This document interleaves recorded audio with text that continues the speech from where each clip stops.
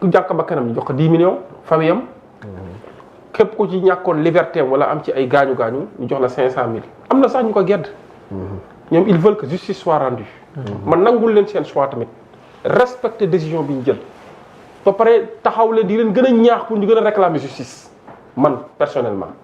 parce que dama xam lan mooy injustice yemuñu ci loolu xam nga sànq nee naa la facteur bi nga xam ne moo indi lenteur yi par rapport à ces victimes de la répression mooy régime bi fi jógee dañoo indi woon ab loi ne amnistie nañ lépp kenn mënta topp ci kenn jeex na ministre de la justice d'alors actuellement président de groupe parlementaire taxaw assemblée nationale ne écoutez il faut tourner la page il faut réconcilier les sénégalais tous les crimes tous les délits y compris les crimes de sang tout est amnistié loolu da ko wax loolu andi woon benn débat mu dem ba nit ñi ne dañuy abroger wala dañuy interpréter gis nga Mouhamed il faut ñu bàyyi séquence yooyu ñu bàyyi ko xel ak débat bi ci nekkoon ñii ne abrogé ñii ne amnistié am ñu ne boo abrogé di nga am ay difficultés juridiques parce que est-ce que boo abrogé xale yi ñu indi woon yëpp dañ leen indiwaat pour àtte leen ñii ne il faut interpréter parce que l'esprit moo nekkoon ba ñuy tëgg loi boobu muy loi portant amnistie bañ koy tëgg ci jamonoy travaux yàlla dafa def man yor naa sax le rapport en commission bi gars yi doon tëggee loi portant amnistie te ci rapport en commission boobu ministre de la justice bañ ko laajee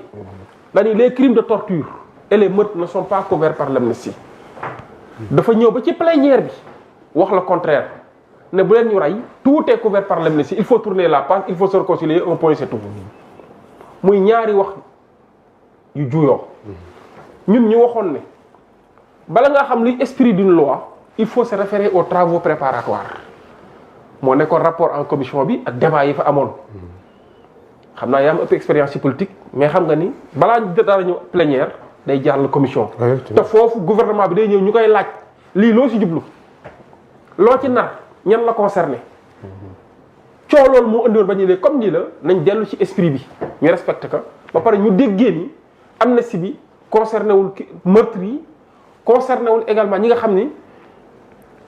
liberté publique taxu leen exercer un droit taxu leen a jóg lié à la liberté publique taxu leen woon a jóg ba sax une certaine opposition génn naan way dañoo bëgg a cibler les forces de l'ordre man leen yéen a ngi tooñ forces de l'ordre yi ana nervi yi yoroon ay armes d'assaut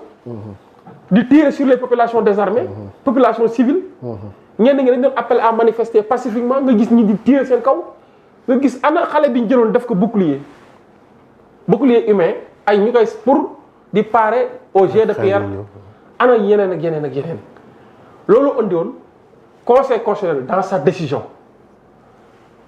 gannaaw ba recours amee sur la loi portant interprétation conseil bi ne loi portant amnistie dafa leer waaye mënta couvrir les crimes de sang et les tortures et les actes cruels et dégradants ñun on a jubilé ñun Pastef ba conseil constitutionnel génn loolu ñun ñoo njëkk a jubilé ne li leeral woon suñu bopp ba pare indi jiixi jaax am des gens malicieux entretenir woon débat boobu léegi conseil constitutionnel libéré ñu ñun ñëpp léegi leer na ni crime de sang yi crime de torture yi ak actes cruels et dégradants yi absolument rien de ces infractions là n'est couvert par la loi par l'amnistie parce que c'est des faits imprescriptibles ay engagements yu ñu jël au plan international loolu ba mu amee ak léegi yàggul loolu moo nekkoon point de départ pour ñun nag ñu jël famille yi nga xam ne les familles de victimes lañ ku ci nekk nag ñu sensibiliser la pour nga porter plainte moo wax leen na la plainte ne doit pas émaner de Pastef Cheikh Ousmane plainte war a jógee ci Pastef mu ngi jógee ci victime yi parce que il faut que une plainte soit recevable yow doo ñëw ñu tooñ ma dem ba jóge fële ne man maay porter plainte Massamba mi ñu tooñ mooy dem porter plainte te ñun def nañ ci communication bi war loolu benn la ñaareel ba ay jéego commencé naa am le ministre de la justice bind na le procureur général ne que crime de sang yi rawatina dossier bu Mancabou bi gis nga ni ñu ngi ciy auditionné ñi nga xam ne dañ leen jàppoon ay témoins ci affaire wu force spéciale parce que ñooñu dañoo tombé woon nag effectivement ñoom Mancabou ñoo nekkoon fële sa commissariat central tey am na ñu si bari ñu ni ñoo xam ne ñoom ils ont été victimes de torture foofu noonu bañ leen jàppee loolu tamit juge d'instruction bi pas plus tard qu'il y a 3 jours ou 4 un des témoins m'a appelé pour me dire qu'il a besoin de mon assistance parce qu'il a été convoqué par le juge ma ne ko à quel propos mu explique ma ne ko non loolu comme témoin nga le témoin n'est pas assisté par un avocat à moins que mu nekk un témoin inculpable te bu boobaa duñ ko assister dañuy demander à ce que s'il consent à être inculpé boobu la avocat di ñëw mais ku ñuy entendre à titre de simple renseignement ku ñu entendre à titre de témoin tu n'es pas assisté par un avocat loolu moo tax ma ni ko demal témoin kese nga kon jéego mu ngi commencé am. beneen bi mooy discours ministre de la justice balaa ngay ñëw. beneen bi mooy xaaral ma yeggali foofu rek balaa ngay ñëw si beneen parce que yaa ngi si ministre de la justice. keroog rek assemblée nationale mi ngi wax sa benn confrère sax Juan Branco jënd ngaañ mais son discours am nañu jàpp ne discours bi ni muy waxee daal ñoom daal rassuré wu leen ñeneen na déet. yow en tant que pas avocat mais porte-parole passé. non xam nga ku nekk nag le discours du premier ministre. xam nga discours nit ku ci nekk ak gis-gisam. gis nga Mouhamed. am na nu ne moom day yolomal bu mu ëpp daal. non gis nga Mouhamed man je dois jamais avoir la prétention de juger le discours d'un ministre de la justice. daan nga di juger yow sax nga rek juger nga wax Aïssata Tall boo fi nekk ministre de la justice. xaaral ma yeggali s'il vous plaît. dama ne l'actuel ministre de la justice Aïssata Tall Sall ba ma koy juger. di ko di critiquer position am. j'étais opposant. ah d'accord. yaa ngi dégg mais ki nga xam ne on est embarqué dans le même bateau. on est du même bord. tey jii boo waxee may ñu jàngat la mu wax. mais bala maa ñëw ci loolu dama ni la Pape Abdoulaye Touré ma koy rendre hommage. di wax tamit gars yi nañ ko. mais tontu rek soo leen Pape Abdoulaye Touré. non dama koy wax damaa ñëwoon damaa nekkoon ci benn dynamique. waaw mais tontu yàlla léegi da la maîtriser. ne pas perdre le fil. boo tagee ndëgg fer da koy continuer. kii mais Abdoulaye Touré maa la ko teel fii. man miin naa sa yi ngay def. non non mais. may ma yeggali rek Pape Abdoulaye Touré boo gisee ma si ñëw. xam nga dafa nekkul sax kàddu ministre bi moo indi sax. dafa am poñewante yi amoon ci mbedd mi. dafa am ñu wax lenteur. xam nga dafa wax ñu am lenteur. ma ne la Pape Abdoulaye Touré malgré tout ce qui s'est passé moom dafa dem réactiver waat sa plainte ba pare joxe ay pistes pour ñu topp ñi nga xamante ni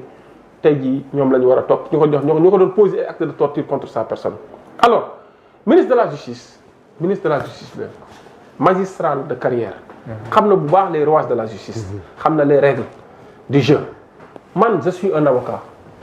je connais bien les rouages de la justice je connais bien les règles du jeu je connais la procédure pénale sànq wax nga ko nee nga le temps de la justice n'est pas le temps des hommes même si ji nga c'est pas un principe benn assertion la bu ñuy wax nii rek boo xam ne ça n'engage que ceux qui y croient ba damaa jàpp ni le temps des hommes prime sur le temps kii parce que effectivement justice mission bi yëpp c'est rendu au nom du peuple sénégalais kon le peuple a le droit d'exiger à ce que la justice puisse rendre les services attendus les services de qualité dans les meilleurs délais et dans les meilleurs délais loolu mooy service de qualité et les services attendus xam nga loolu tamit day dugg ci benn principe d'un procès équitable maanaam ñu juger dans les meilleurs délais. parlant de meilleurs délais dama jàpp ni ñun commencé nañ lu am solo famille des victimes nañ dem tàmbali porter plainte bu ñu porter plainte boobu waa justice dina def liggéeyam képp ku jàpp ni tu n'es pas couvert par la loi d'amnistie justice dina def liggéeyam. parlant maintenant des victimes de la répression de Macky Sall dama ni je souscris à 200% à leurs préoccupations. Non, je parle pas. À leurs préoccupations. Je souscris à 10 000% à leur, cette fois à certaines critiques tendant à dire qu'effectivement, il y a eu des lenteurs. Parce que, gis nga mbir ki ko dund moo xam métti bi fu mu toll. te nañu moytu dama koy wax mu leer nañu moytu bu baax di fowee wala di tuutal nit ki yëg-yëgam méttitam ak naxaram heureusement le conseil constitutionnel a dit que indemnisation des victimes si loi portant amnistie xam nga am na ñuy waxee indemnisation des victimes le conseil constitutionnel a dit que c'est conforme à la constitution loolu moo tax ba nit ñi di wax naan pourquoi ñu gën a xaaj di ko jox man nit ñi comprendre ñu nañ lire arrêt conseil constitutionnel bi mais nañu rendre justice notamment aux martyrs ceux qui sont enterrés qui sont dans leur tombe et qui nous écoutent nañu rendre justice ne serait-ce que pour la postérité Diomaye wax na ko nee na il faut que ñu doxal boo xam te ne nii ëllëg ci biir politicien dootul ñëwati ne lu ko neex def fu ko neex lay yem ci mbir mi te dara du ko ci fekk parce que moo nekk ci pouvoir bi te loolu nag ñun ñoo ko war a njëkk a appliquer suñu bopp mooy nañ fexe ba ñi nga xamante ni dañ leen doon torturer te ñu porter plainte te ñu xam seen dossier ñu réactiver leen plainte benn ñu faat te ñenn ñi am nañ ci ay preuves vidéo vous vous rappelez au Parcelles Assainies waa ji gàddoon drapeau du Sénégal brandi ko di ko flotteloo à bout portant nga gis nit ku takk der bu tiire ci kawam à bout portant sox mu génn àdduna dañuy wax ne dëgg même dañuy wax ne la bu fekkee légitime défense dafa war a proportionné ak attaque nit ko yor drapeau brandir que en quoi cette personne constitue une menace jusqu'à recevoir une balle en pleine poitrine dañu waxante dëgg ànd naag ñoom ci li ñuy demander justice incha allah am naa yaakaar dina def liggéeyam am naa yaakaar ne dina rendre ñooñu dans leur honorabilité et dans leur dignité li ci des mooy gën a ñaaxaat encore les pouvoirs publics ñu accompagner ni rawatina nag y a l'aspect judiciaire en tant que tel mais y a l'aspect accompagnement oui social tamit en tant que justement parce que tey boo gisee yëngu-yëngu yi am loolu réaction ñenn ñi ba sax gis nga image yi nii ay coow di am loolu tam est-ce que révélé wul ne accompagnement war na si am xam nga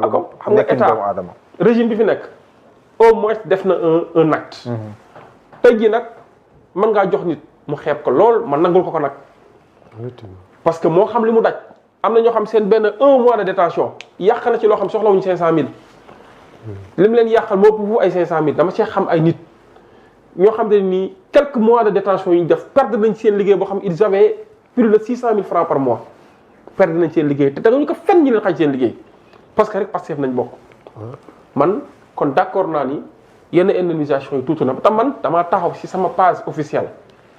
bañ taxawee ne 500000 dama ne xeeb naa ko lool parce que xam naa lan mooy liberté la liberté n'a pas de prix. effectivement xam naa lan mooy la dignité xam naa lan mooy l'honorabilité am na si ñoo xam ne seen sëy da see tas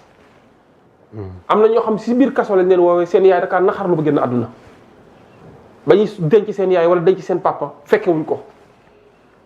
ku mel ni Mapaate Mbay si biir kaso bi lañ ko tàggee yaayam mooy lu métti ak ñeneen ak ñeneen du moom kese ba tax na man ma gëm ne nañ leen gën a gestu te man am naa yaakaar ne leen gestu parce que Ousmane Sonko ku am yërmande la ku leen bàyyi xel la le président Bassirou Diomaye Faye li tax ma ni ku leen di bàyyi xel la dañoo mës a toog juste après son élection mu ni bala moo d'ailleurs nit ñi sax fàttali nañ ne ci bureau def na fa benn affiche bu mag boo xam ne ça porte l'image de ces victimes de ces martyrs mu ni bala moo signéti leen loo xam ne day engagé le Sénégal dina xool ñooñu dina xool la légalité dina xool moom ak xulaay taalaam dina xool ba xam ndax lii du porter atteinte aux intérêts du peuple sénégalais man loolu laa gëm ma damaa gëm ne am nañ ay yéene yu rafet waaye nag da làbbali fas taxul a fas a raw nit da nga koy gën a jàppale rek pour mu gën a yees mu gën a ñoŋ am nañ ci ay intention yu rafet am nañ ci ay yéene yu rafet effectivement ku ci nekk nag ak degré de patience am ñii mën nañoo xaar ñenn ñi mën nañoo xaar et sax xam nga victime yi ëpp na lii ñi nga gis ni ci télé bi victime yi ëpp na lii foofu kon am na ñoo xam te ñu ngi toog seen kër tamit di xaar te ñi wax nii ci télé bi nii xeebuma leen jàppal ne képp ku ci waxal la junniy nit jàppal ne ñi fi teew nii groupe la bu légitime pour représenter ñeneen ñi kon man nangul naa leen seen joytu encore di leen masaw ba pare di ñaaxaat justice ne leen nañ gën a gestu ñi di ñaaxaat tamit les pouvoirs publics nañ gën a encadrer am na si ñoo xam te ne dañoo am traumatisme ñenn ñi daanaka man maa ngi ciy def ay jéego yu bari parce que am na ñoo xam ñu ngi may signal lañ maa fàtte woon su ma leen laajee yenn preuve yu jox ma ko damay dem ba ci commission bi nga xam ne moo yor mbir mi ma jox leen ko ne leen woo leen kii parce que dañ ko fàtte woon ay parents ils sont dans la précarité ainsi de suite am na xale bi njàngam yàqu na am na si ñoo xam te ni ñu ngi leen di suivre xale bi ñu jëloon defoon ko bouclier kooku ministre de la justice wax na ko keroog assemblée nationale am na si fii psychologique mais tamit ñu ngi koy jël di ko assister au plan matériel et tout pour xale bi mën a jàngaat insertion bi lépp mu am solo. am na ñeneen ñoo xam jox nañ leen xaalis accepté nañ am na ñoo xam tamit état def na effort jël nañ leen ñu ngi liggéey am na ñoo xam tamit am na fu ñu leen proposé am na si ñoo xam te ne tey jii ñun def nañ ay jéego ba dugal leen ci privé bi ay nit ay patron yoo xam nañ leen pour ñu jàppale leen te ñu ngi si sant yàlla suñu borom léegi nag liñ naan nit biir ak ñam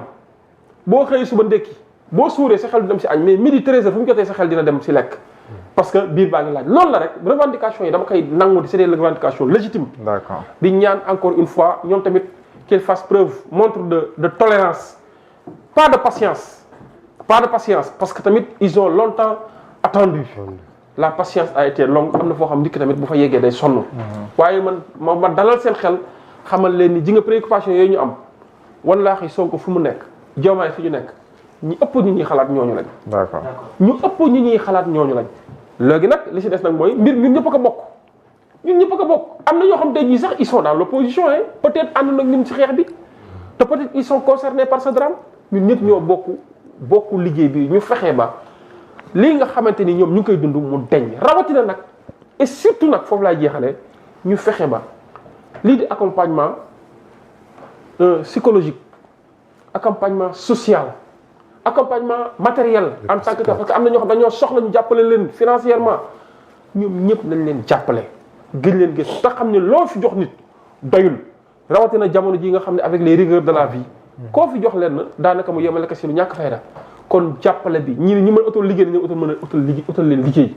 ku si am tool gis ni war nañ ko mën a jàppale nañ ko dem def mu parce que nit am na fu suturaam di génnee rek daanaka yenn soxla yi du ko teg a teg nit